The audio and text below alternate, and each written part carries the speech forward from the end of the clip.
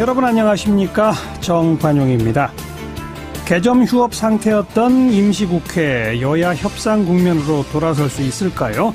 자유한국당이 어제 김성태 원내대표를 뽑으면서 새 진영을 짰는데 바로 그 김성태 원내대표와 맞상대할 더불어민주당의 우원식 원내대표 잠시 후에 만나보겠고요. 오늘 정부가 임대주택 등록 활성화 방안을 발표했습니다. 국토교통부 박선호 주택토지실장의 설명도 들어보죠. 7시 5분 시작되는 2부 국정원 이야기 준비했는데요. 전직 국정원장들이 잇따라 소환되고 구속되고 대표적인 적폐로까지 꼽히는 지금 바로 이분만큼 국정원 그 속사정을 잘 아는 분도 없을 겁니다. 이번에 시크릿 파일 반역의 국정원이라고 하는 두툼한 책을 펴낸 김당 기자 초대해서 만나보고요.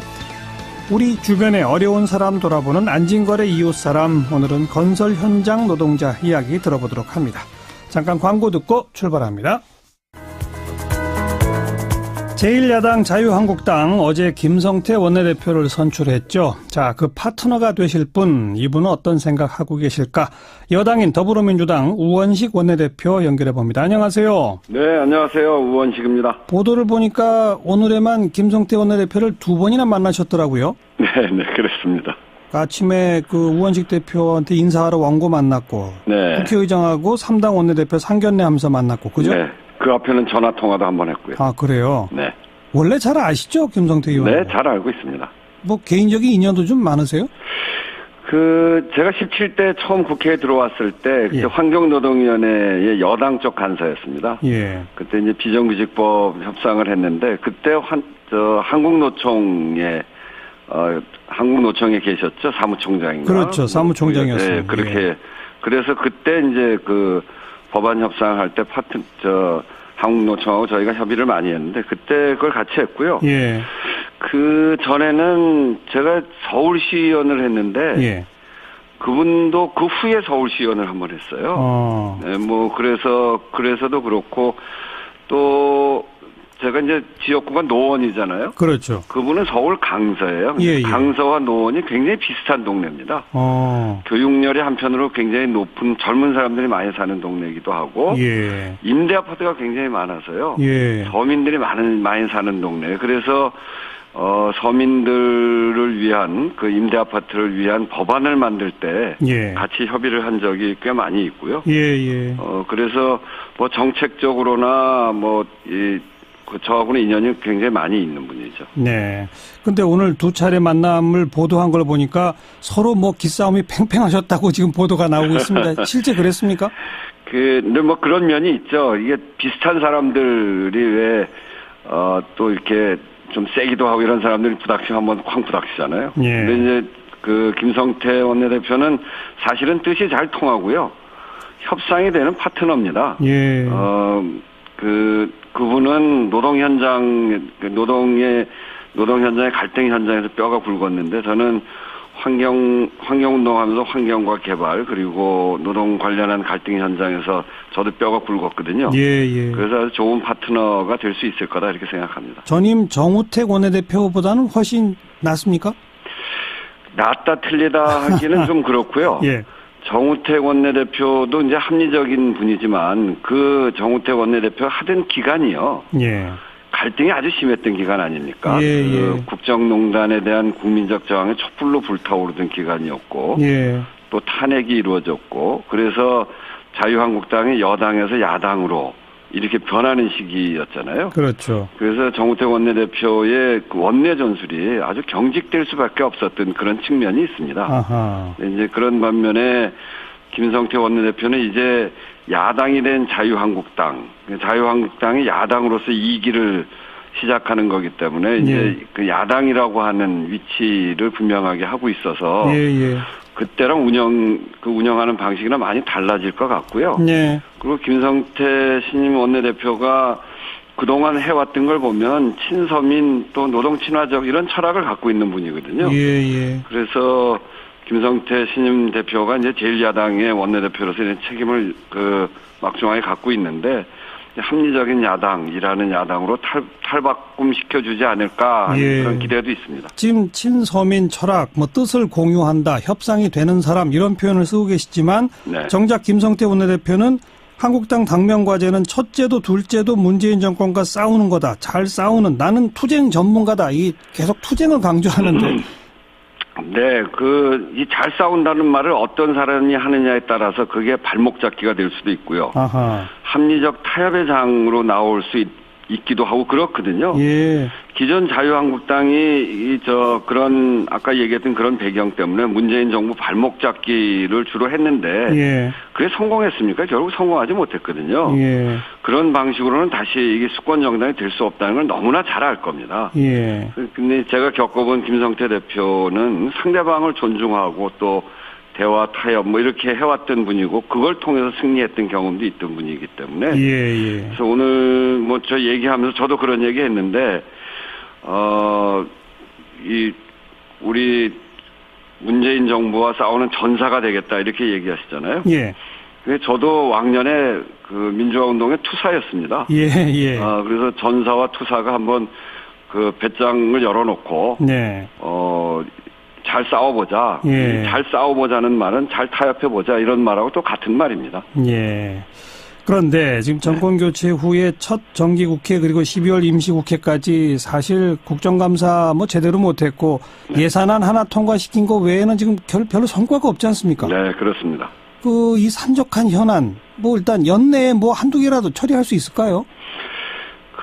사실은 이제 예산안은 과반이면 통과를 할 수 있기 때문에 예산과 이제 예산 부수 법안은 그래서 국민의당하고 협상을 잘해서 하면 그거는 이제 할 수 있는 거죠. 근데 이제 법안은 국회 선진화법에 의해서 5분의 3, 그러니까 그렇죠. 180명이 동의를 해야 패스트 트랙에 올릴 수 있는 거거든요. 법안을 통과시키려면 법사위 이런 것까지 있기 때문에 법사위 위원장은 또 자유한국당 권성동 의원 위원장을 하고 있잖아요. 지금도 굉장히 애를 먹고 있는데 그래서 모든 당이 동의하지 않으면 법안이 통과되기 어려운 상황이 되어 있습니다. 그래서 사실은 쉽지 않은 거죠.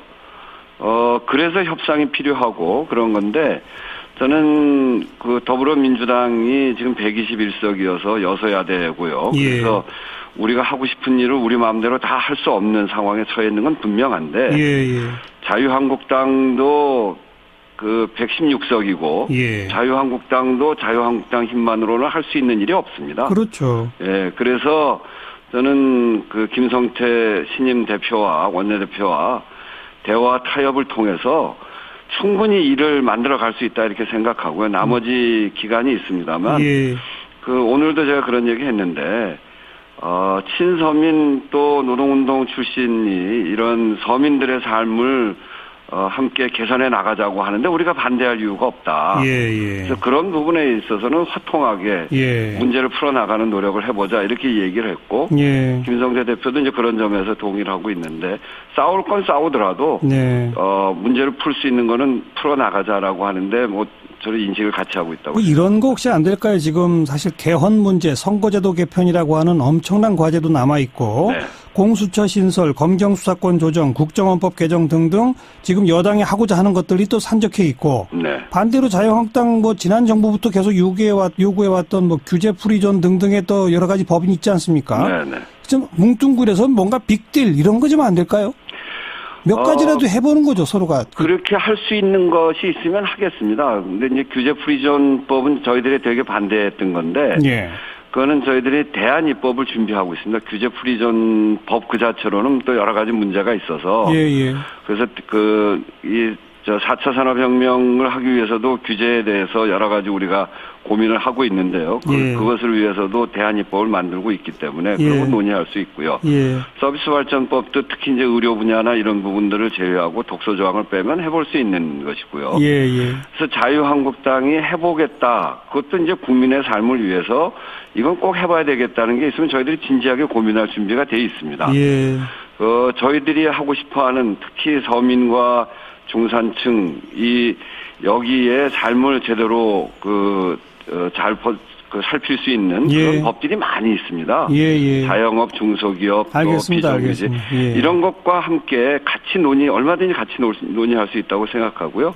그런 파트너로 김성태 신임 대표가 괜찮다고 생각합니다. 뭔가 좀 움직이는 모습 기대하겠습니다. 네. 고맙습니다. 네. 더불어민주당 우원식 원내대표였습니다. 국토교통부가 오늘 집주인과 세입자가 상생하는 임대주택 등록 활성화 방안이라고 하는 걸 내놨습니다. 박선호 주택토지실장 연결합니다. 안녕하세요.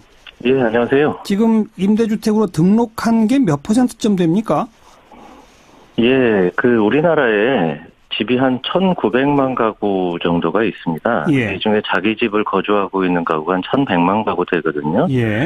그럼 공공임대주택을 빼고 나면은 민간 전월세 사는 가구가 580만 가구 정도 됩니다. 그런데 실제 등록된 민간 임대주택, 민간 전월세집은 79만 채니까 한 13% 정도 많이 현재 등록되어 있다고 보시면 되겠습니다. 13%. 13%. 그러니까요. 그래서 이제 국토교통부는 임대주택으로 많이들 등록하세요. 집 많이 가지신 분들. 그러면 우리가 혜택을 주겠습니다. 오늘 이제 그거 아니겠습니까?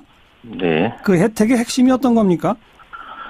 예, 먼저 임대주택 등록제도 간단히 설명드려야 될 것 같은데요. 여러 채 집을 갖고 있는 사람이 이제 임대 등록을 하게 되면 해당 주택은 4년 또는 8년 동안 계속 임대해야 되고 임대료 상승률도 제한을 받게 됩니다. 그렇죠. 그 대신에 등록된 주택에 대해서는 집주인에게 세금 혜택을 주는데요.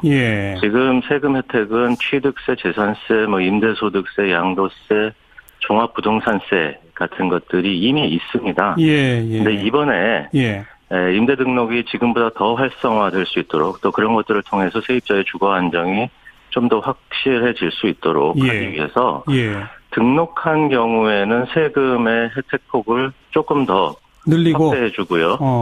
등록을 안 한 상태에서 여러 채 다주택자들이 임대를 하는 경우에는 제대로 임대소득을 정확히 파악해서 정상과세를 하거나 세부담을 늘리는 방향으로 그렇게 설계를 했습니다. 그런데 등록 안 한 집들의 임대소득을 정확히 파악하는 게 가능합니까?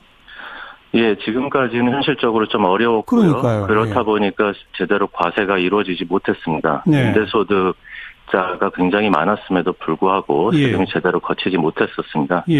근데 여러 부처에 지금 흩어져 있는 주택 소유 정보라든가 임대차 정보 같은 것을 한 대로 끌어모으는 임대시장 데이터베이스를 현재 만들고 있고요. 이게 4월 달까지는 구축이 완료돼서 그 이후에는 이런 데이터베이스를 활용을 해서 임대차 시장의 현황을 정확하게 파악을 하고 이런 것들을 과세라든가 건강보험료 부과에 필요한 정보로서 활용할 수 있게 될 겁니다. 이미 있는 정보, 저 사람은 분명히 집이 2채인데 그럼 한 채에 살고 있으면 하나는 세조 쓸 텐데 이거 분명히 나올 수 있는 거죠. 노력만 하면. 그게 이제 4월이면 된다 이거군요. 네. 한 가지만 더 여쭤보고 싶은 게 아예 지금 정부가 오늘 발표한 거 보면은 추이를 보다가 2020년경에 임대주택 등록 의무화를 검토한다 하셨는데 아니 이거 왜 당장 의무화가 안 되는 겁니까? 당장 의무화하면 어떤 부작용이 있죠?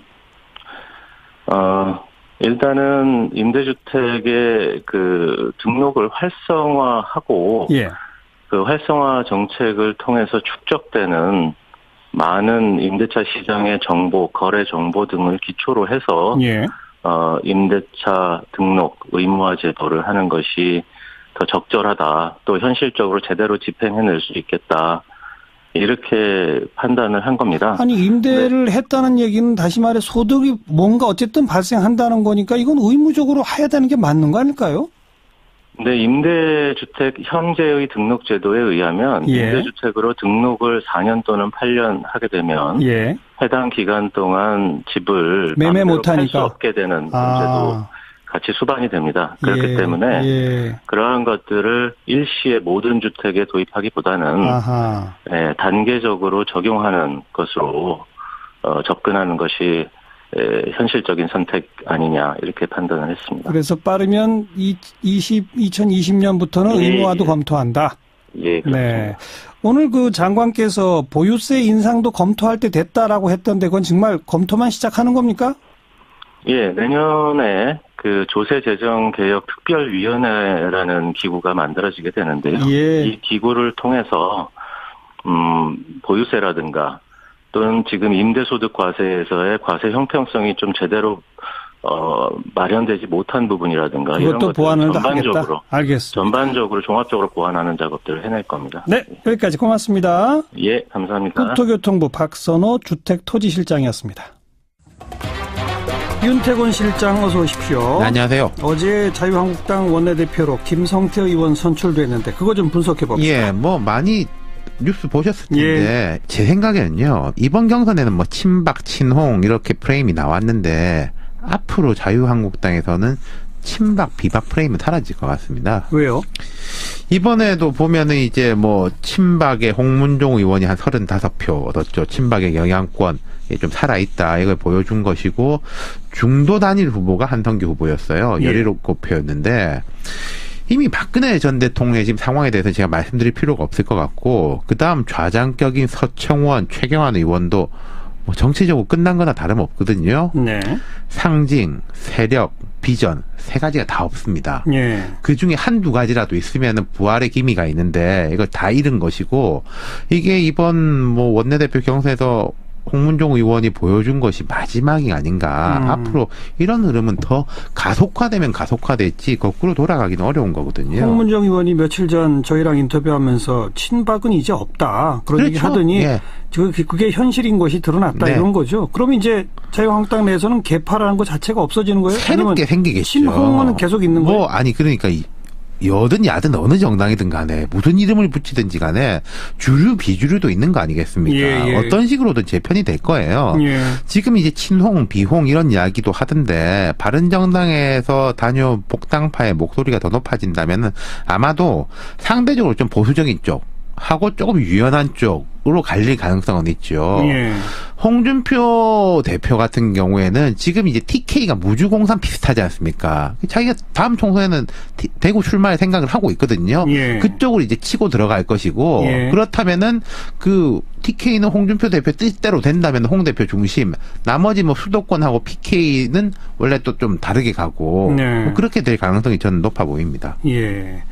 김성태 의원의 원내대표 당선이 친박은 없고 그렇죠. 이제 새로운 신주류 뭐 일부 언론은 홍준표 플러스 김무성 연합 뭐 이런 식으로 부르던데. 그렇죠. 친박하고 경쟁할 때는 홍준표 김무성 연합이었는데 친박이 사라지면은 그 연합이 계속 갈까? 그거죠. 예. 자, 예. 김성태 의원의 의미를 한번 보면요. 이분 캐릭터와 이력 자체가 아주 독특합니다. 한나라당부터 지금 자유한국당까지 보면은 이 당은 TK 원조 보수를 축으로 해가지고 수도권 PK 보수하고 연대 경합하는 형국이었거든요. 예. 근데 이번에 원내대표 정책위 의장을 보면은 원내대표 김성태 의원은 강남도 아니고 서울 강서을 지역구예요. 그렇죠. 중동 건설 노동자 출신이고 말 그대로 흑수저죠. 정책위 의장이 조금 덜 주목을 받고 있는데 경기 시흥의 함진규 의원이에요. 둘 다 수도권 출신이에요. 그리고 이 수도권에서도 어떤 접경 지역이라든지 도농 지역이 아니라 시흥 같은 경우에도 서남부 지금 여권 강세 지역이거든요. 지금까지랑은 좀 다른 컬러의 그렇죠. 원내 지도부다는 거 아닙니까? 그렇습니다. 예전에는 이제 한쪽은 좀 이러면 한쪽은 다르게 가는 컬러였는데 이번엔 다 같이 갔다는 거예요. 보통은 김성태 원내대표면 정책위 의장 런닝메이트는 한 TK 뭐 그런 식으로 많이 하죠. 예.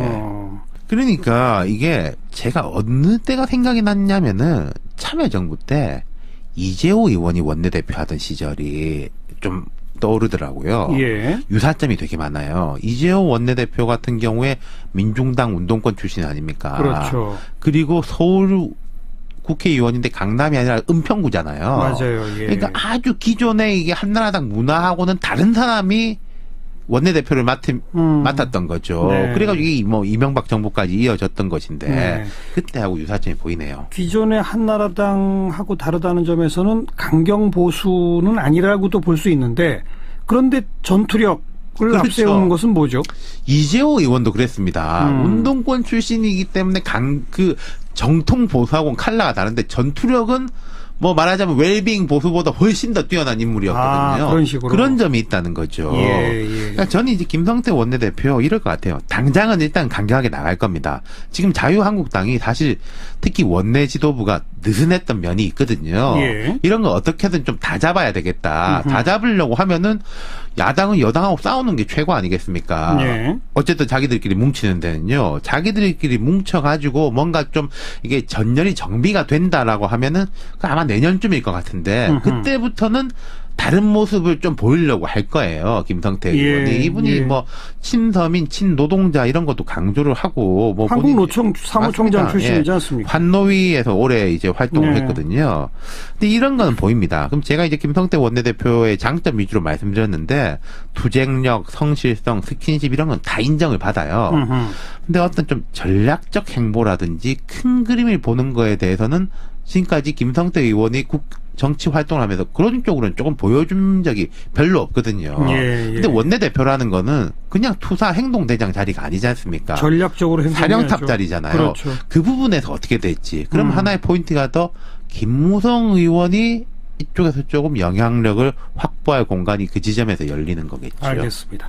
아무튼 기존의 자유한국당 원내 지도부와는 다른 컬러라는 점에서 뭔가 다른 모습, 다른 정치 좀 일단 기대해 볼 수 있겠네요. 수고하셨습니다. 감사합니다. 윤태권 실장이었습니다. 1부 마치겠습니다. 7시 5분 2부에 다시 오죠. 시사잡기 2부입니다. 오늘 하루 화제가 된 뜬 뉴스들부터 정리해드리죠. 자, CBS 김현지 기자 안녕하세요. 네, 안녕하세요. 첫 소식은요. 전직 페이스북 부사장이 페이스북은 우리 사회를 파괴하고 있다고 주장해 파장이 커지고 있습니다. 이 주인공은 차마스 팔리아피티아라는 인물로 이 페이스북 부사장을 지낸 전직 임원입니다. 그런데 얼마 전 한 강연회에서 사회를 조각내는 도구를 만든 것에 엄청난 죄책감을 느낀다고 말한 것이 뒤늦게 공개된 건데요. 그는 우리가 단기적이고 말초적인 피드백 회로를 만들어냈고 그 결과 사회적 담론은 사라지고 잘못된 정보만 남았다고 진단했습니다. 이어 자신은 페이스북을 끊겠고 자녀들도 못하게 할 것이라고 선언했습니다. 페이스북 측에서 무슨 얘기는 없습니까? 예, 곧바로 반박했습니다. 이 차마스 부사장은 2007년 입사해 2011년 퇴사했고 그가 근무할 때와 지금은 완전히 다르다는 건데요. 그때는 성장에 주력했지만 지금은 책임감에 막중함을 느낀다며 수습에 나섰습니다. 하지만 페이스북 경영진의 비판과 반성은 이번만이 아닙니다. 공동 창업자인 션 파커도 페이스북이 인간 심리의 취약성을 착취했다고 주장했고 현 대표인 마크 저커버그도 내가 한 일이 사람들을 함께하도록 만들기보단 분열로 이끌었다고 사과하면서 더 노력하겠다고 말했습니다. 페이스북이 갖는 긍정적 면도 있지만 부정적 면, 이걸 그 회사 내부에서도 들여다보고 있다는 건 참 다행이네요. 자, 다음 뉴스는요. 네, 바쁜 일상에 하루 한 번 하늘 보기도 힘드시죠? 하지만 오늘 밤에는 고개를 들어서 밤하늘을 꼭 보셨으면 좋겠습니다. 오늘 저녁 9시부터 내일 새벽 4시까지 쌍둥이 자리 유성우가 하늘에 술을 놓을 예정이거든요. 이 유성우는 말 그대로 유성이 비처럼 보이는 현상인데요. 이 시간당 최대 60개의 별똥별이 밤하늘을 가릴 전망입니다. 이건 그냥 집에서도 잘 보이는 정도일까요? 어디 가서 보면 잘 보입니까? 예, 실내보다는 주위가 어둡고 사방이 탁 트인 교외가 좋습니다. 물론 유성우는 어느 하늘에서나 볼 수 있지만 수도권에선 서울과학동화 천문대나 과천국립과학관, 양평 중미산 천문대 등이 별 보기에 좋습니다. 또 강원도에선 영월 별마루 천문대, 충북에선 증평군 좌구산 천문대, 경북 영천 보현산 천문대도 명당으로 꼽힙니다. 유성우, 알겠습니다. 다음요. 네, 국내에서 가장 안전한 지역이 대구 달성군이고 또 가장 위험한 곳은 부산 중구로 나타났습니다. 오늘 행정안전부는 전국 시군구별로 지역 안전지수를 공개했는데요. 교통사고와 화재, 범죄부터 자연재해와 생활안전, 자살 감염병까지 모두 7개 분야의 안전 수준을 1에서 5등급으로 평가했습니다. 1등급에 가까울수록 안전하다는 의미입니다. 거기서 그러니까 대구 달성군이 1등을 했다는 거예요? 네, 그렇습니다. 이 달성군은 4등급을 기록한 범죄 분야만 빼고 나머지 6개 분야에서 1등급을 받았고요. 우리 CBS가 있는 서울 양천구도 5개 분야에서 1등급을 받아 안전하다는 평가입니다. 예. 반면 부산중구는 자연재해를 뺀 나머지 6개 분야에서 5등급을 받는 불명예를 안았습니다. 서울중구와 대구중구도 4개 분야에서 5등급을 받았고요. 하지만 해당 기사에 서로의 지역을 조롱하는 댓글들이 달리면서 오히려 이 뉴스가 지역 감정을 부추긴다는 지적도 나왔습니다. 어느 분야를 더 노력해야 할지 그런 자료로 삼아야 되겠죠. 자, 그리고 어제 뜬 뉴스에 소개해준 내용 중에 업데이트된 소식이 있다고요? 네, 그렇습니다. 어제 추위에 쓰러진 어르신에게 패딩을 벗어드리고 응급조치한 중학생들의 얘기 전해드렸는데요. 예, 이들 학생들이 국회의원상을 받게 됐습니다. 전농중학교 엄창민, 정호균, 신세연 학생인데요. 평소에도 봉사정신이 투철하고 이타심이 뛰어나다고 학교 측도 칭찬했습니다. 다시 한번 칭찬합니다. 수고하셨어요. 네, 감사합니다. 김현지 기자였습니다. 전직 국정원장들 잇따라 검찰 소환되고 또 구속되고 또 국정원이란 이름 이제 바꾸자 이런 개혁안까지 나와 있는 상황. 우리 사회에서 국정원은 일종의 적폐의 하나의 상징처럼 된 것 같은데요. 시크릿 파일 반역의 국정원이라고 하는 두툼한 책이 나왔습니다. 수십 년 동안 국정원을 심층 취재해온 김당 기자가 펴낸 책인데요. 오늘 스튜디오에 직접 초대했습니다. 어서 오십시오. 네. 반갑습니다. 원래 시크릿 파일 국정원이라는 책을 내셨었잖아요. 작년 이맘때 냈었습니다. 그런데 이번에는 시크릿 파일 반역의 국정원? 예. 왜 그 제목도 바뀌었고 1년 만에 책이 또 한 권이 이렇게 두툼하게 나온 게 된 건 어떤 배경입니까? 예. 일단 이번 책은 원래 국정원 사용 설명서라는 가제를 붙였었어요. 예. 그래서 이 책의 편제가 크게 이제 국정원의 조직과 예산, 그다음에 기능 이렇게 다루거든요. 예. 근데 기능에는 정보 활동, 그다음에 방첩 수사, 그다음에 공작 크게 3가지로 나뉩니다. 예. 그래서 그다음에 최근 이제 국정원이 대통령의 직속 기관임에도 불구하고 대통령이 탄핵이 됐기 때문에 네. 그에 대한 책임이 있거든요. 예. 그래서 그런 것들을 종합적으로 다뤄서 다뤘는데 이 편집자가 이게 국정원 사용 설명서라는 제목과 너무 한가하다. 지금 상황에서. 지금 상황에서. 예. 그래서 제목을 좀 바꾸자. 이렇게 해서 한번 출판사에서 붙인 제목입니다. 네. 네. 아니, 그리고 1년 만에 또 비슷한 책이 또 한 권 나온 거 아니겠습니까? 제목이 이제 시크릿 파일 국정원이 되다 보니까 시크릿 파일에 들어가다 보니까 이제 혹시 개정 정보판 아니냐 이렇게 생각하시는 분도 있더라고요. 저도 그렇게 처음에 생각했는데 내용은 다르더라고요. 네, 완전히 다른 책입니다. 그러니까 1권은 일종의 입문서라고 한다면은 입문. 예, 이건 완전히 좀 본격적인 전문서라고 좀 할 수 있죠. 예. 네. 김당 기자는 언제부터 이렇게 국정원을 취재하셨어요? 한 25년 정도 된 것 같아요. 그 당시 노태우 정부 말기 정도부터 아마 시작을 했었고. 그때는 안기부였죠. 안기부였죠. 예. 본격적으로 취재를 시작한 건 정보위가 국회에 생기고 94년이거든요. 그다음에 95년에 이제 내곡동으로 통합청사로 이사를 갑니다. 그 무렵부터 본격적으로 취재를 했던 거예요. 왜 거기에 그렇게 주목하셨습니까? 일단 국정원을 취재하는 기자들이 없더라고요. 그렇죠. 예. 워낙 취재가 어렵잖아요. 예. 그래서 제가 그 당시에는 이제 일간지나 이쪽에 안 있었고 주간지에 있었기 때문에 비교적 자유롭게 출입처를 이렇게 정해서 취재할 수 있는 여건이 있었기 때문에 가능했던 것 같아요. 계속 하다 보니까 더 해야겠다는 생각은 어디서 드셨습니까? 그러니까 일단은 국정원 직원들을 만나면은 되게 이제 나중에는 5급 직원부터 원장까지 다 만났습니다만은 이제 국정원이 원래 7급 공무원이라 그러잖아요. 처음 입사할 때. 예. 근데 6, 7급 공무원들은 6, 7급 때는 기자들 접촉을 금합니다. 그러니까 기자를 만나봤자 정보를 얻어오는 게 아니라 오히려 털린다. 그래서 기자들 접촉을 금하고 되게 이제 5급부터 시작이 되거든요. 예. 근데 5급, 4급, 3급까지는 현장 활동을 합니다. 예. 이제 기자로 말하면 현장 취재 활동을 하는 거죠. 그다음에 이제 3급부터 간부거든요. 처장부터 이제 간부인데, 되게 직원들을 만나면은 이제 항상 경계를 하죠, 사실. 그래서 어떨 때는 몰래 녹음을 할 때도 있었고, 아니면은 화장실 갈 때 메모를 한다든가 이런 식으로 이제 취재를 많이 했었죠. 그리고 나서, 결정적인 취재는 아마 97년도에 제가 아마 안기부 조직표를 그때 처음 공개했을 때. 네. 그때 이제 그걸 계기로 해서 좀 국정원 좀 전문 기자다라는 이제 좀 레터가 좀 붙었죠. 네, 네. 이번 책에도 한 50여 명 국정원 직원들의 증언, 예. 또 한 100여 건 대외비 자료 이런 게 들어 있어요. 예. 대외비인데 이렇게 써도 됩니까? 대외비는 그 기관의 대외비일 뿐이죠. 예, 그러니까 그 대외비가 공개됨으로써 어떤 기관의 어떤 기관이 위축된다든가 이런 손해를 줄 수 있을지는 모르지만은 이건 국민한테는 전혀 손해가 안 되는 거거든요. 예, 예. 근데 이제 대외비 자료는 국정원 직원들은 절대 대외비 자료를 공개 안 합니다. 그럼 어떻게 구하신 거예요, 다? 주로 정보위. 국회에서? 예, 국회 정보위를 통해서 하는데, 국정원에서는 정보위의 자료를 제공할 때 항상 그 출처를 항상 확인할 수 있게 하거든요. 네. 그러니까 일종의 빛이나 열 이런데 감응하는 장치 특수화학 약품 처리를 하거든요. 그래서 그렇게 해서 종이에 뭐가 딱 나오죠. 그렇습니다. 책에 나오죠. 그게 이제 외부에 공개되면은 이게 어느 방에서 나갔다는 걸 알 수가 있어요. 그래서 정보위에서 받는 그 자료라는 것은 이제 기자와 굉장히 신뢰관계가 형성이 돼야 주죠. 그러니까 절대 출처를 공개하지 않는다는 이런 확신이 있을 때 되게 제공을 하게 되는 거죠. 네. 지금 이 방송 들으시면서 국정원이 대외비 자료를 정보위 의원들한테 제공할 때는 예. 정보위 의원들도 외부에 유출하지 말라고 줄 텐데 예. 그걸 기자한테 주면 어떡해? 이건 문제가 있잖아. 국가안보에 위해가 되면 어떡해? 이런 생각 하실 분들이 있을 것 같은데요.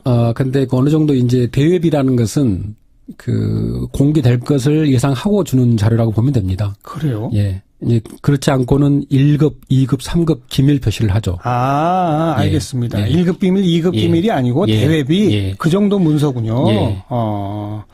자, 그건 그렇고 조직 예산 기능을 다루셨는데 지금 제일 크게 문제가 되는 건 국정원 돈이 청와대로 매달 5천만 원 1억씩 막 갔다.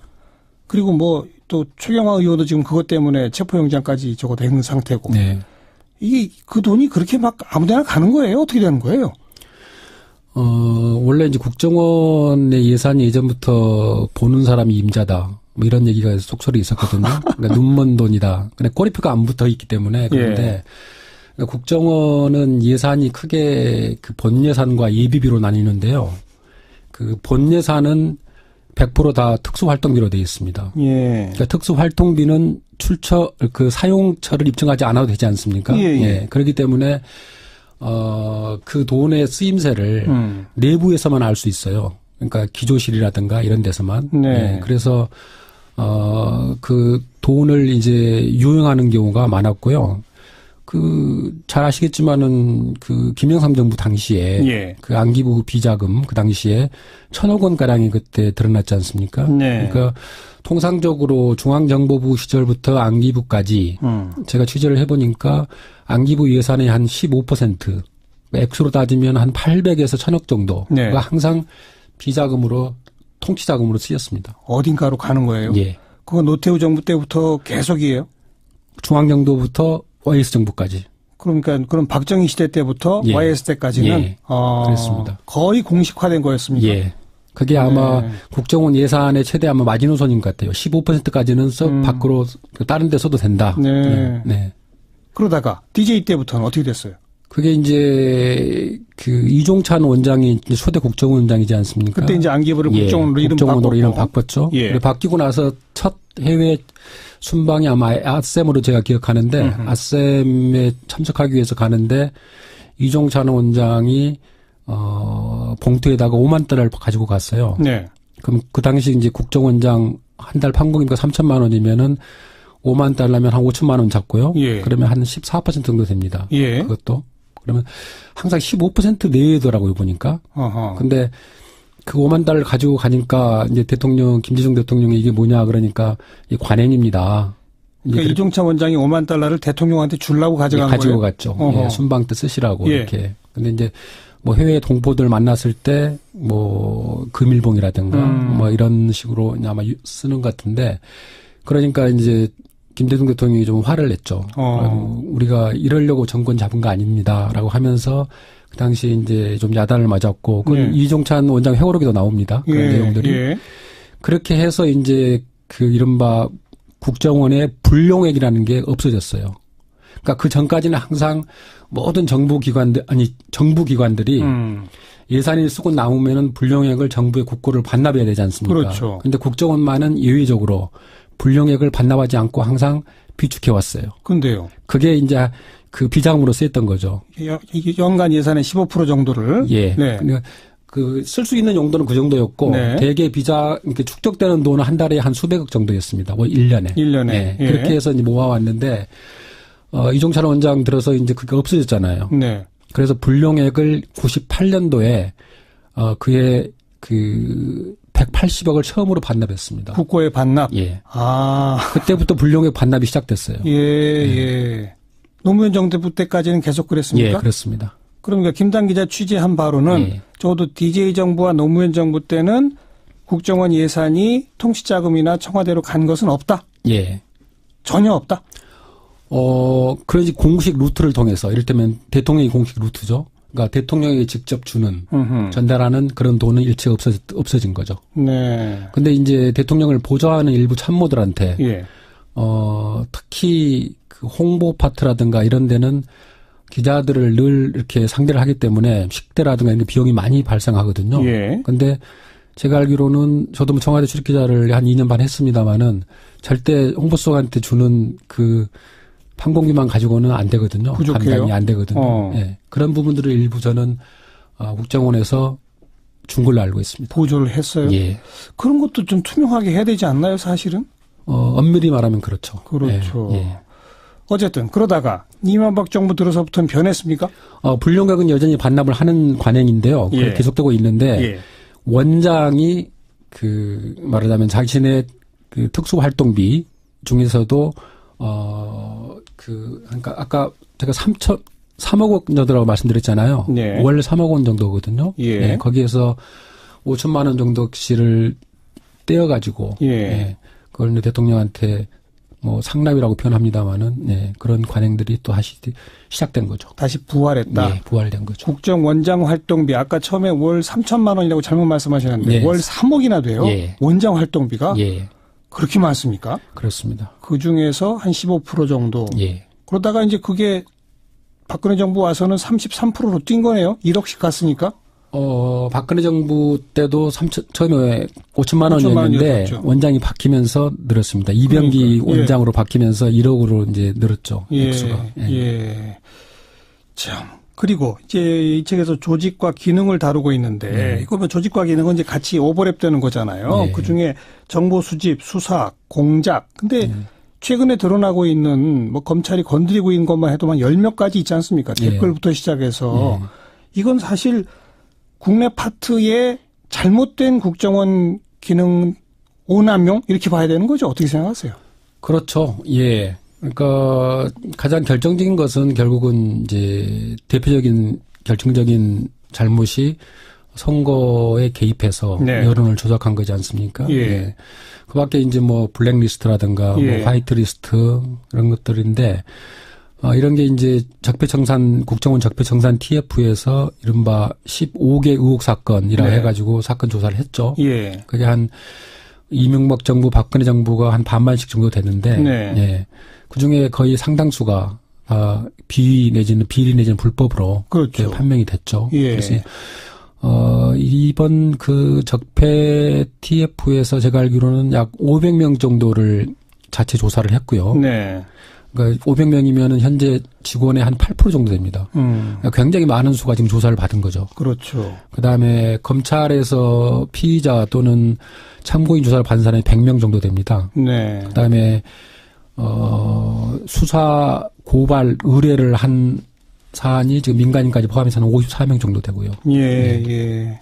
굉장히 지금 국정원은 멘붕 상태입니다. 지금 직원들은. 그렇겠죠. 근데 바로 그런 것도 과거 김영삼 정부 때까지 박정희 시대 때부터 그때까지 계속 있다가 DJ 노무현 때 없다가 다시 부활한 거다 이렇게 말할 수 있나요? 예산하고 그렇죠. 똑같이? 예, 그런 거예요? 예. 그래서 저는 이제 그 반역의 유전자가 다시 깨어났다라고 표현을 썼는데요. 네. 그러니까 오늘 제가 반역의 유전자라는 표현을 쓴 것은 국정원의 전신인 중앙정보부가 처음에 태동할 때부터 이게 이른바 혁명 보위기관으로 만들어졌거든요. 그렇죠. 예. 국내 정치용으로 시작한 거죠. 그렇죠.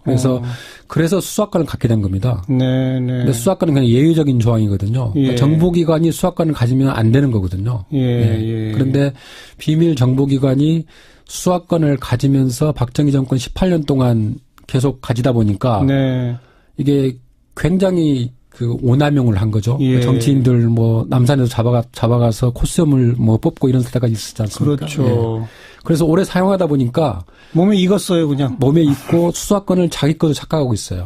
근데 수사권 가지서는 안 되는 거죠. 예. 김종필 그 창립자조차도 수사권은 잘못이었다. 네. 이건 나중에 돌려주려고 생각했는데 본인이 일찍 나오는 바람에 못했다. 이런 회고록에 그런 기록을 그러다 남겼죠. 이제 안기부 시절 되면서는 더 강해졌고 또 예. 그러다가 이제 국정원 시절이 되고 DJ 노무현 때 조금 주춤하다가 다시 그 반역의 유전자가 부활했다. 그렇죠. 그러니까 김대중 노무현 정부 10년 동안은 전국 단위 선거가 7번 있었습니다만은 한 번도 선거 개입이나 정치 개입 문제인 적은 없었거든요. 그러니까 그걸로 봐서도 적어도 그런 유전자들이 억제가 되고 발현되지 않았다는 거죠. 알겠습니다. 이번에 이제 국정원 자체적으로 개혁안을 내면서 이름도 바꾸겠다. 그리고 정보 수집만 하고 수사권은 놓겠다. 어떻게 생각하세요? 그 개혁안. 그 큰 틀에서 그 개혁안은 공감합니다. 저는. 근데 이름을 굳이 바꿀 필요가 있을까라는 데는 저는 반대합니다. 그러니까 CIA를 모델로 해서 저희가 만들었는데 KCIA라고 지금 시작하지 않았습니까? 근데 47년에 만들었습니다만 70년 동안 한 번도 CIA는 바뀐 적이 없습니다. 그렇죠. 이름도 바뀌지 않았고 모토도 한 번도 바뀐 적이 없습니다. 저희는 모토만 해도 3번 바뀌었죠. 그래서 이름을 바꾼다고 뭐 문패 바꾼다고 해서 될 건 아닌 것 같고요. 다만 이제 그 국내 정보 수집과 분석을 폐지한 것 이건 잘했다고 보고요. 그다음에 일종의 뭐 대못이라고 할까요? 박았기 때문에 이걸 다시 부활하기는 어려울 거라고 봅니다. 근데 문제는 이제 수사권이거든요. 수사권은 이게 법을 개정해야 될 문제이기 때문에 아직 지금 여당에서 발의를 하지 않았습니다만 아직 안 했죠. 다음 주쯤에 발의를 한다 그러는데 과연 자유한국당과 바른정당에서 응해줄까 의문이거든요. 지금 반대 입장을 이미 표명하고 있죠. 그렇습니다. 수사권을 국정원 노라는 얘기는 간첩 안 잡겠다는 얘기 아니냐 그렇습니다. 이렇게 나옵니다. 근데 그 간첩을 그러면 안 잡겠다는 거냐라는 얘기는 사실 근거가 별로 없는 얘기예요. 제가 노무현 정부, 그러니까 김대중 노무현 정부 10년, 그 다음에 그 이후에 이명박 박근혜 정부 9년 동안을 그동안의 간첩 검거 숫자라든가 그 다음에 검거의 유형, 그러니까 인지냐 자수냐 뭐 이런 것들을 다 분석을 해보니까 거의 똑같아요. 그러니까 연 한 3점 몇 명 정도인데, 그러니까 진보 정권이냐 보수 정권이냐 차이는 없다는 거죠. 하지만 DJ 노무현 때도 수사권은 갖고 있었잖아요. 그렇습니다. 근데 또 단순 비교할 수는 없죠, 그러니까. 그러니까 수사권, 그러니까 보수 정권이냐 진보 정권이냐 일단 차이는 없는 거고요. 그 다음에 국정원만이 그 간첩 수사 노하우가 있다라는 거거든요. 그렇죠. 근데 최근 그 한 10년 동안의 유형을 분석해 보면은 그 대부분이 탈북자 간첩이 많습니다. 근데 탈북자 간첩은 직파 간첩이나 난파 간첩하고 비교하면은 그 안보의 위협의 그 정도가 굉장히 낮습니다. 왜냐하면 탈북자는 다 신원이 파악돼 있잖아요. 그 사람이 어떤 행동을 하는지 다 경찰에 파악을 하고 있고, 특히 해외에 나가거나 주거를 옮길 경우에는 경찰에 신고를 해야 됩니다. 그렇기 때문에 그 안보의 위협이 되는 그런 행위들을 하기가 참 어렵죠.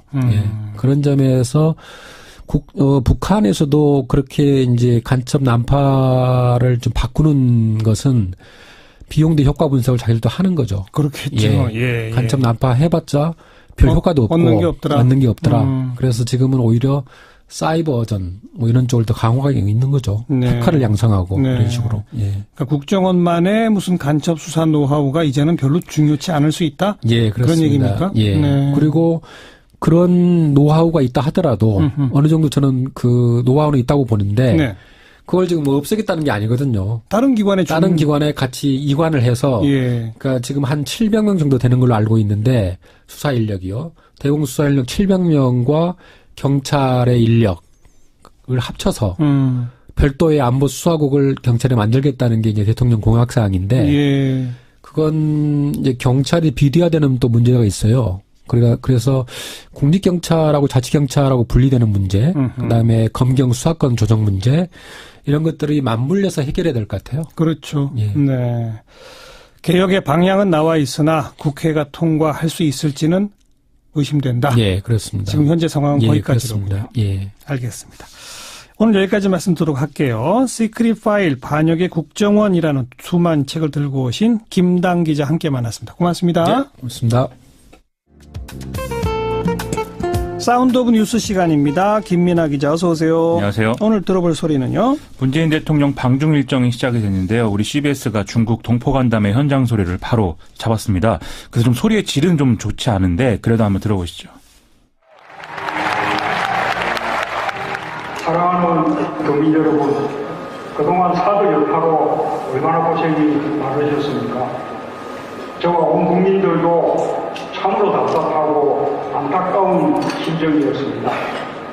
비온 뒤에 땅이 더 굳어지듯이 이번 국정 방문으로 양국의 신뢰가 회복되고 한중관계의 새로운 시대가 열리길 기대합니다. 오늘은 난징 대학살 89년 추모입니다. 우리 한국인들은 중국인들 겪은 이 고통스러운 사건에 깊은 동질감을 가지고 있습니다. 저와 한국인들은 동병상련의 마음으로. 네, 대통령 표현 가운데 비온 뒤에 땅이 굳는다라는 말이 있었는데 정말 땅이 굳을까요? 이번에 워낙 중국이 아나무인격 태도를 보인다 여러 논란이 있어서 걱정스러운데요. 그래서 공항에 영접하러 나오는 인사의 격 여기서부터도 언론에 관심이 쏠렸습니다. 이번에 나온 사람은 쿵시안유 중국 외교부 부장조리라는데 우리로 따지면 차관복급 정도라고 하거든요. 지난 2013년에 박근혜 대통령을 영접했던 사람이 장예수의 상무부부장이고 이 사람은 차관급보다 한 단계가 높다는 점에서 좀 격이 낮아진 걸로 볼 수 있는 측면이 있습니다. 그러네요. 다만 차관복급이라고 해도 이 사람이 한반도 사무 특별대표를 겸직하고 있어서 차관복급 중에서는 그래도 우리 입장에서는 좀 주요 업무를 맡고 있는 사람이고 이명박 대통령 2008년 방중 때도 같은 급인 외교부 부장조리가 나왔었다라는 점을 좀 감안해야 된다. 청와대는 이렇게 설명하고 있습니다. 그럼 큰 의미는 없다고도 볼 수 있겠네요. 그런 측면이 있습니다. 그리고 또 대통령 표현에 난징 대학살 관련 발언이 딱 있었는데 이거는 일본이 좀 불편할 수 있는 얘기네요. 그렇습니다. 한국 대통령이 난징 대학살을 주제로 해서 일본에게 피해를 당한 어떤 한중 간의 역사적 동질성을 언급한 건 이번이 처음인데요. 사드 문제로 한중 관계가 좀 엉켰지만 시진핑 중국 국가주석과의 회담을 앞두고 좀 미래적 관점에서 문제를 풀어나가자 이런 취지로 보입니다. 문재인 대통령은 오늘 또 한중 비즈니스 포럼에 참석을 해서 새로운 25년을 향한 한중 경제협력 방향을 주제로 기조연설을 했는데요. 여기서 3대 원칙, 8대 협력 방향 이런 걸 제안했는데 안보와 경제 양면에서 협력을 하자는 내용이거든요. 이번 기회에 어떻게든 관계 개선을 할 것이다. 이런 의지가 좀 강한 것으로 읽힙니다. 그리고 중요 핵심 안건이 바로 북핵 문제인데 미국 렉스 틸러슨 국무장관이 오늘 아주 의미 있는 발언을 했죠? 그렇습니다. 이 렉스 틸러슨 미 국무장관이 워싱턴에서 열린 토론회에 참석해서 전제 조건 없이 북한과 첫 회동을 할 준비가 돼 있다. 이렇게 얘기를 했는데요. 지금까지는 비핵화를 전제로 한 대화를 해야 한다는 입장이었는데 태도 전환이 좀 이루어진 것인지에 주목되고 있습니다. 다만 틸러스 장관은 북한이 핵과 미사일 실험을 중지하는 휴지기를 가져야 하고 대화 의사를 미국에 알려야 되고 또 대화 도중에 핵 미사일 장비 시험을 하지 않기로 결정을 해야 된다. 이렇게 전제 조건을 좀 달았는데요. 그래서 일부 언론에서는 지금 평창 동계올림픽 기간 동안 한미 군사훈련의 중단 합의 가능성도 거론되고 있기 때문에 종합하면 이런 발언들이 사실상 중국의 해법인 쌍중단에 가까운 그런 그림으로 기운 것으로 볼 여지도 있습니다. 이것에 대해서 백악관은 좀 어정쩡한 태도를 보이고 있는데요. 미국이 본격적으로 대화할 채비를 갖췄다라는 것은 동시에 대화가 잘 안 될 경우에는 군사적 옵션으로 향할 가능성도 커지는 것이기 때문에 지금 국면이 아주 중요하다고 볼 수 있는 거죠. 그래서 한중 정상회담 결과에 더 주목되고 있는 상황입니다. 네. 정상회담에서 좀 좋은 성과 있기를 바라고요. 다음 뉴스는요. 김대중 전 대통령 비자금 의혹 사건 관련 자료를 주성영 전 한나라당 의원에게 제보한 것으로 알려져 있는 국민의당 박지원 최고위원이 이 제보 사실을 시인을 했습니다. 오늘 국회에서 열린 최고위에 참석한 이후에 기자들 만나서 이렇게 밝혔는데요. 다만 당시에 김대중 전 대통령 비자금 관련 자료이다. 이렇게 특정해서 말한 일은 없다라고 여전히 말을 하고 있는 상황입니다. 그게 이제 CD, 양도성 예금 증서 아니겠습니까? 그렇습니다. 그게 어디서 나왔다는 겁니까? 박지원 최고위원이 검찰에 있던 시절 시절인 2003년 현대그룹 비자금 사건 내사를 담당했었는데 그때 이제 양도성 예금 증서하고 수표를 입수를 했다는 것입니다. 현대 쪽에서 왔다? 그렇죠. 이것에 대해서 당시에 정mog원 전 현대그룹 회장에게 물어봤더니 이 자료는 김대중 전 대통령의 측근과 관련이 있다 이렇게 대답을 하더라는 게 이 박주원 의원의 주장입니다. DJ의 측근 누구죠? 박지원 의원이다라는 얘기로 지금 언론 해석하고 있는데요. 박주원 최고위원은 이용주 의원 배우론을 주장한 바도 있기 때문에 이게 뭔가 어쨌든 자신을 향한 의혹 제기는 결국 바른정당 통합 반대파의 음모이다 이 주장을 이제 하기 위한 것으로도 보이는데요. 어쨌든 뭐 국민의당 노선 논쟁도 논쟁인데 이게 결국 이명박 정권 당시에 미국산 쇠고기 수입과 촛불 시위 이후에 뭔가 정치 공작이 이루어진 그런 얘기에 가까운 거다. 이걸 좀 환기할 필요가 있는 것 같습니다. 오늘 이 문제를 최근 처음 보도한 경향신문에 담당 기자 칼럼이 실렸는데 애초 확인하려고 했던 것이 이명박 정권의 정치 공작의 실상이지 국민의당 내부 문제는 아니었다. 이렇게 밝히고 있는 것도 참고를 해야 되겠습니다. 네, 다음 뉴스는요. 자유한국당 최경환 의원 체포동의안 표결이 사실상 무산되는 분위기인데요. 더불어민주당 우원식, 자유한국당 김성태, 국민의당 김동철 원내대표가 오늘 주례회동을 가졌는데 22일 본회의에 체포동의안을 보고하는 것은 합의를 했지만 23일 본회의 개최에는 합의를 못한 상황입니다. 그러니까 보고만 받고 표결은 안 한다. 그럼 어떻게 되는 거예요? 현행법대로 하면 국회 다음 회기 첫 본회의 때 체포동의안이 자동 상정되는 건데요. 그렇게 되지는 않을 것 같습니다. 왜냐하면 더불어민주당 박홍근 원내수석 부대표가 말하기를 임시국회가 끝난 뒤에 24일 이후부터의 신병 확보는 검찰이 알아서 판단하게 된다. 이렇게 얘기를 했거든요. 국회의원의 불체포 특권은 회기 중에만 보장되기 때문에 굳이 국회가 체포동의안 표결 문제를 갖고 뭐 정쟁을 벌이고 뭐 이러는 것보다는 검찰이 알아서 하도록 하는 게 좋겠다. 뭐 이런 얘기인 거죠. 하지만 문제가 여기서 끝날지는 아직은 알 수 없는 그런 상황입니다. 왜요? 순전히 자유한국당 입장에서 보면은 자기 당 소속 의원이 구속되지 않도록 할 수가 있는데 구속을 용인한 거나 다름이 없어지는 상황인데 그런 거죠. 문제는 구속영장 발부가 다른 의원한테도 될 수 있다는 거죠. 지금 금품수수 혐의를 받고 있는 자유한국당 이우현 의원의 경우에는 지금 검찰 조사를 안 받고 버티고 있는데 20일에 피의자 신분으로 조사를 받아라. 검찰이 이제 3차 출석 통보를 한 상황이거든요. 그런데 오늘 동아일보 기사를 보면 검찰은 또 이우현 의원의 차명 전화를 여러 대 사용해서 사건 관계자들과 말맞추기를 했다. 이런 정황이 드러나서 수사 중이라고 하는 내용도 있습니다. 이건 이제 증거인멸과 직결되기 때문에 구속 사유로도 볼 수 있는 그런 대목이 아니겠습니까? 만일 검찰이 여기에 다시 또 영장을 청구하게 되면 자유한국당 내에서는 이것도 그냥 넘어갈 거냐, 우리끼리 이럴 거냐, 뭐 이런 식의 여론이 비등해질 가능성도 있기 때문에 김성태 원내 지도부로서는 상당히 난감한 상황이 될 수 있다. 이런 얘기인 겁니다. 또 어쨌든 최경환 의원의 체포영장 집행은 일단 검찰이 그냥 하게 될 가능성이 높아진 거네요. 지금은 그렇습니다. 수고하셨습니다. 고맙습니다. 김민아 기자였습니다. 어렵게 살아가는 우리 이웃들 돌아보는 안진걸의 이웃사람 코너입니다. 최근에 저희 방송에서 이 빈발하는 타워 크레인 사고 보도해드렸죠. 또 여의도 광고탑에 올라간 건설 노동자 또 역시 인터뷰 보내드렸고 건설노조원들 마포대교 점거 사태도 있었습니다. 게다가 최근 밝혀진 사실인데 지난 10년간 과로사가 가장 빈번하게 나타난 업종이 바로 또 건설업이랍니다. 이 한파에 사실 더 힘든 분들 건설 노동자 이야기를 좀 나눠보겠습니다.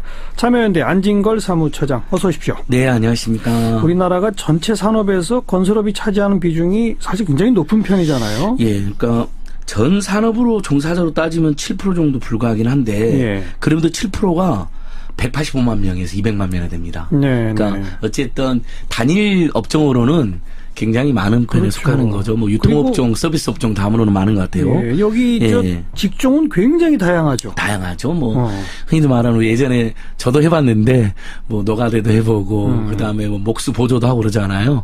그런 것부터 시작해서 뭐 미장하시는 분들, 철근하시는 분들, 뭐 외벽 하시는 분들 다양한 건설 현장에 아마 그런 직군만 한 50여 직군이 있을 겁니다. 타워 크레인도 있고 땅 파가지고 포크레인 기사도 맞습니다. 있고 레미콘 더더욱이나 요즘은 이제 건설 현장이 대형화되면서 건설 기계가 많이 도입되어 있거든요. 맞아요. 이 건설 기계업은 또 자영업자로 분리가 돼가지고 이른바 건설 일용직 노동자들보다 보호를 못 받는다는 또 지적이 있습니다. 그래서 타워 크레인 같은 경우도 그래서 보호가 제대로 안 되면서 계속 사고가 나고 사람이 이렇게 죽어가는 그런 현실이 반복되고 있잖아요. 근본적으로 도대체 이런 대책은 못 세우는 것인지 얼마 전에 우리 시사자키에서 타워 크레인 사고 다른 또 사고 나갖고 몇 분 돌아가셨다고 하니까 저도 너무 자괴감이 들더라고요. 아, 근본적인 대책은 없는 것인가.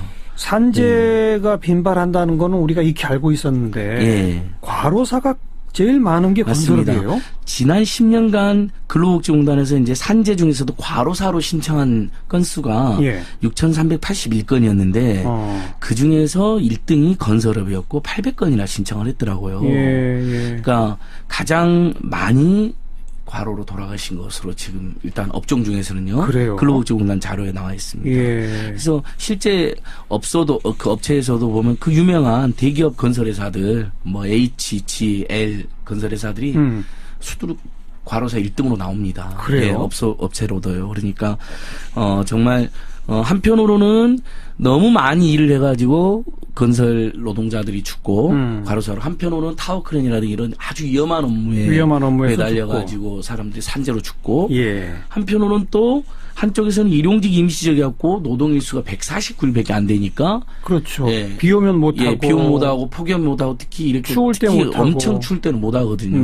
그러니까 이러면서 한쪽은 또 그 연봉이 한 2천만 원 조금 넘는 수준밖에 안 되고 그러니까 요게 지금 건설 현장의 적나라한 모습이거든요. 그러니까 과로사 하시는 분들은 대체로 대기업의 정규직 이런 분들이 또 그렇게 과로한단 말이에요. 그 노동 시간이 충분히 길어건 분들, 그러니까 국내 건설 현장 직원의 노동 시간이 최소 2,600시간인데 아무래도 정규직이거나 일정 계약을 하신 분들이잖아요. 그건 이제 대형 건설에서 하시는 분들이고. 또는 뭐 중소건설에서 하더라도 이분들이 2,600시간 일을 하신 거예요. 그러니까 해외에서는 무려 2,900시간이나 하고, 그러니까 과로사 요인이 되는 겁니다. 만 우리가 흔히들 접하는 동네 건설에 접하는 이제 일용직, 임시직 이분들은 149일 잠시 일하는 거잖아요. 그다음에 비 많이 오고 막 폭염이 오면 일 못하니까 그건 149밖에 안 되는 양극화가 일부 있는 거죠. 그래요. 그 양극화에서 실제 그 일당 받으면서 근무하시는 노동자 한 분 잠깐 연결해서 그분의 그 자세한 얘기 좀 들어보고 더 이야기 나누겠습니다. 네. 목조 골조 업무를 담당하는 목수이신데요. 임차진 씨, 안녕하세요. 예, 안녕하세요. 예, 지금 몇 년째 그 일을 하고 계세요? 지금 한 17년, 18년 요 정도 돼요. 목수도 처음에는 보조부터 시작하셨겠네, 그죠? 그죠. 자재 나르고 데모더라고 그러죠. 예. 자재 날라주고 뭐 하는 그런 것부터 시작해서 몇 년쯤 돼야 정식 목수가 되는 겁니까? 요즘은 뭐 좀 틀린데요. 옛날에는 최소한 5년, 6년 이상 좀 해야지. 이제 일을 좀 치고 나가죠. 그렇게 되면 일당도 큰 차이가 있죠? 맨 초반에 한 5, 6년 동안은 일당은 어느 정도나 받게 되는 거예요? 지금은 많이 올랐습니다. 지금은 한 최소한 13만 원, 14만 원 이렇게 받고요. 보조가 그렇고. 예. 경력이 좀 된 한 10년 이상 되시는 분들은 목수 일당이 얼마가 되는 겁니까? 지금 올해 건설 노조에서 임금 협상을 해가지고 지금 19만 5천 원으로 올랐어요. 19만 5천 원. 네. 그런데 정작 일할 수 있는 날은 별로 없다면서요? 제가 지금 겨울 돼서 어제 오늘 뭐 이번 주 날씨 춥고 해가지고요. 그 12월 들어서 지금 5일 5공수밖에 못했어요. 그걸 공수라고 부릅니까? 예. 12월 오늘이 13일인데 닷새밖에 일을 못하셨다. 그래서 전체 통계를 보니까 1년에 평균 149일을 일하신 게 되더라고. 절반이 안 되더라고요. 그렇죠. 날 추워서 못하고, 날 더우면 못하고, 비 와서 못하고. 현장 옮기면 막, 길 때는 뭐 한 달 이상 쉬어야 되고. 그러면 지금 뭐 일당 19만 5천 원 받는 버젓한 목수시라 하더라도 149일을 합해봐야 한 200만 원 조금 넘는 그 정도네요. 월급으로 치면. 그렇죠. 뭐 잘 벌 때는 한 달에 메뚜기도 한 철이라고요. 가을 뭐 봄 요때 바짝 그 하면은 뭐 한 4,500 벌다가 말씀처럼 겨울 되고 이러면 이제 200만 원도 못 받더라고. 그렇죠.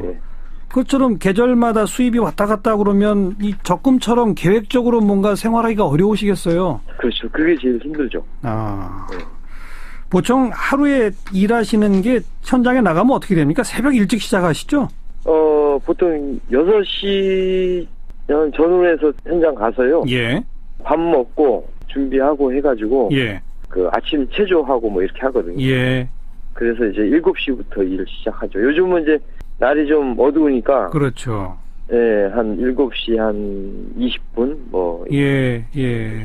그래서 중간에 잠깐 점심 드시고 몇 시까지 합니까? 해 떨어질 때까지 보통 하시죠? 옛날에는 못대가리 안 올 때까지 했는데요. 예. 요즘은 그래도 한 5시 정도. 예. 겨울에는 5시면 벌써 해가 지기 시작하죠. 예. 네. 그리고 작업 중에 위험, 우리 임차진 씨도 아찔한 순간들 많이 겪으셨을 것 같아요.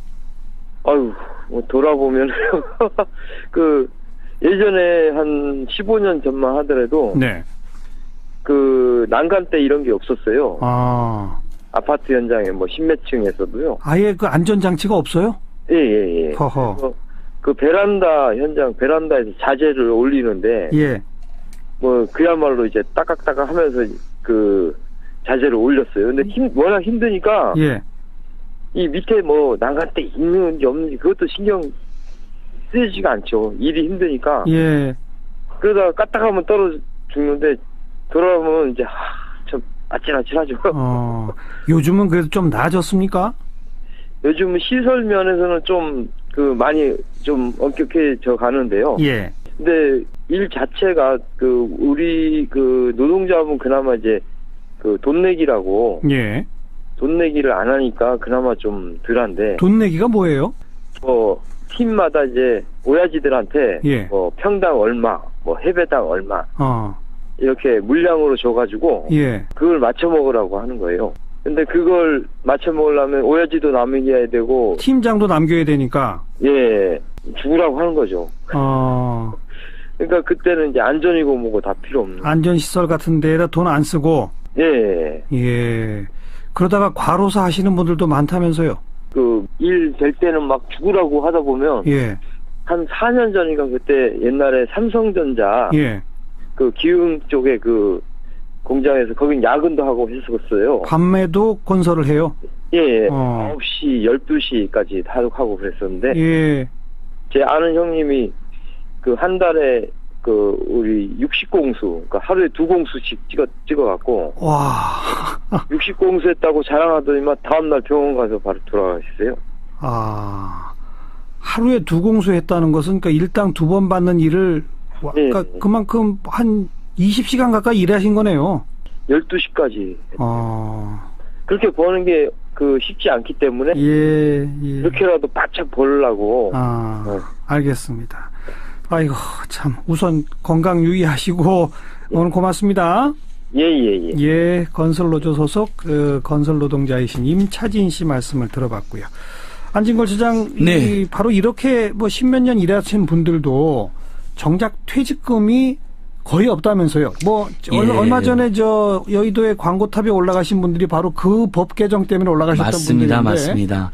오늘 뭐 청취자들께서 건설업 전문 용어 뭐 데모도 돈 내기 오야지 해배 뭐 들으셨는데 저도 이제 옛날에 뭐 반내루 뭐 콩쿨 이런 양을 막 쓰고 그런 생각이 났는데 이분들 퇴직금이 하루 일하면 4,000원입니다. 그러니까 아까 근데 건설 업체에서 건설 근로자 공제로 이제 보내주는 거죠. 근데 아까 제가 도입부에 149일 정도 일한다 그랬잖아요. 방금 우리 목수 선생님도 별로 일 못한다 그랬고 이번 달에도 5일밖에 못했다 그러고 150일이라고 쳐봐야 1년 하고 그만두면 60만 원 정도밖에 못 받는 겁니다. 10년 해봐야 600만 원입니다. 그러네요. 그러니까 어느 직장 한 달 월급도 안 되는 거죠. 이렇게 되면. 그래서 이번에 그 11월 28일 날 마포대교에서 한 2만 명 집회를 하고 1시간 정도 차가 막혀서 그게 좀 화제가 됐어요. 근데 이제 일부 이제 수거 언론에서는 막 되게 혼내는 보도를 많이 했는데 그 사정을 조금만 들여다본 시민들께서는 이해를 하셨을 거예요. 이분들 요구가 저도 처음에는 퇴직금 4,000원에서 한 2만 원, 3만 원 올려달라는 건가 이렇게 생각했어요. 그 정도는 돼야 된다고 생각했어요. 근데 4,000원에서 세상에 5,000원으로 1,000원 올려달라. 1,000원이라도 올려라 이런 거고요. 또 되게 마음씨가 좋으신 게 자기들은 4,000원이라도 받고 있지만 아까 이제 말씀드린 것처럼 자영업자로 분류된 오히려 지금 산재도 굉장히 많이 나는 건설 기계가 요즘 많이 늘어났다 그랬잖아요. 굴삭기, 뭐 특히 타워크레인, 건설 중기계 이런 거. 그분들은 지금 자영업자에 대해서 건설 근로자 공제에 가입도 안 되니까 그분들은 의무 가입시켜라는 겁니다. 그냥 그분들이 그래도 퇴직금 받을 수 있는 거잖아요. 그래서 5,000원으로 올려달라는 거, 그분들 가입시켜달라는 거, 그다음에 지금 임금이 사실은 뭐 평균적으로 14만 원가 올라갔다 했지만 예전에는 한 5, 6만이었는데 많이 올라가긴 했잖아요. 예. 그런데도 불구하고 이 건설 현장은 아시다시피 발주차가 있고 그다음에 건설사가 있고 그다음에 하도급, 재하도급을 많이 하잖아요. 재하도급까지 심지어는 오야지 팀장까지 내려오는 거 아닙니까? 조금 그러다 보면 돈 내기라고 하는 게 그거죠. 예, 임금을 다 못 받는 경우가 많아요. 네, 그래서 건설사에서 직접 줘라 이겁니다. 발주처에서 직접 주던지 임금부터 줘. 그러니까 직접 주고 임금부터 먼저 주고 원청업체가 가장 힘든 분들이니까 이분들이 이런 거 요구한 거거든요. 그러니까 차가 막히면 짜증도 나죠. 저도 뭐 그 마음 이해되지만 이런 절박한 요구가 있었구나 하는 또 연대의 마음은 필요한 것 같긴 하더라고요. 예. 네. 하루에 그 건설 공제 외에 내는 4,000원짜리가 지금 벌써 몇십 년째 계속 그대로라는 거 아니겠습니까? 예, 10년이 넘게 그대로 해서 건설 근로자 지금 건설 근로자 고용 개선 등에 관한 법률 일부 개정 법률안 민주당 홍영표 의원이 대표 발의해서 지금 올라가 있습니다. 예. 근데 이제 여기에 그 말씀드린 아까 전에 말씀드린 그 자영업으로 분류된 그 건설기계 근로자들도 가입하게 해주고 현실화 시키자는 건데 퇴직금을 이걸 지금 국회 환노위에서 통과가 안 되고 있어요. 법안 소위에 계속 상정을 하는데 자유한국당 일부 의원님들이 반대해서 통과가 안 되고 있다는데 이런 법들은 대승적으로 통과시켜줘야 되지 않을까요? 맞습니다. 예, 뭐 이념적인 법도 아니잖아요. 예. 그리고 방금도 설명 들었어요. 그 하도급, 재하도급 뭐 그걸 이제 우리 전문 용어로 조금 아까 배웠죠. 예. 돈 내기라고 한다. 예. 그러니까 그건 물량을 딱 그냥 떼어주고 이 물량에 돈 얼마 줄 테니 알아서 해. 뭐 이런 거라는 거 아닙니까? 그러면 그것을 이제 이런 발주차나 건설사가 책임 있는 건설사가 관리를 안 하면 먼저 딴 데 써버리기도 합니다. 체불이나 떼먹기. 그렇잖아요. 아니면 자기들이 먼저 엄청 떼가고 노동자한테는 14만 원 줘야 될 것도 9만 원, 10만 원만 줘버린다. 이런 일이 발생할 수가 있잖아요. 그리고 안전장비에 투자 안 한다는 거고. 그렇죠. 그리고 안전장비 투자 안 하니까 산재가 제일 많고 과로사가 제일 많은 건데 그래서 이번에 정부가 다행히 내놓은 어제 대책을 내놨는데 앞으로는 발주사가 건설사를 거치지 않고 노동자한테 직접 임금을 주겠다는 겁니다. 일단 공공부문 내 건설은 그렇게 그렇습니다. 그러니까 지금 그 문재인 대통령 산하 일자리위원회 부위원 일자리위원회가 만들어졌잖아요. 지금 대통령께서 직접 위원장도 맡고 있고 이런 건 잘한 것 같아요. 그러니까 타워크레인 산재가 왜 생기는 이런 것도 빨리 저는 대책 더 세웠으면 좋겠고 이렇게 발주자가 임금부터 직접 주면 중간에 떼먹을 일은 없고 맞아요. 그다음에 저는 이제 직접 주되 아까 말씀드린 먼저 줘라는 거죠 또. 선지고. 예. 그러면 예를 들면 여러 가지 사정으로 공기가 막 늘어나고 비용이 더 들어가가지고 임금을 깎아주거나 늦게 주면 문제가 되잖아요. 그러니까 가장 절박한 이분들이 먼저 주고 직접 주고 그다음에 퇴직금 보장해주고 그다음에 산재 안 나게 조치 취해주고 이러면 그래도 이쪽 현장이 다시 한번 말씀드리면 일하고 있는 분들이 건설노조 추산으로 200만 명 우리 정부 추산으로도 185만 명입니다. 엄청난 숫자거든요. 알겠습니다.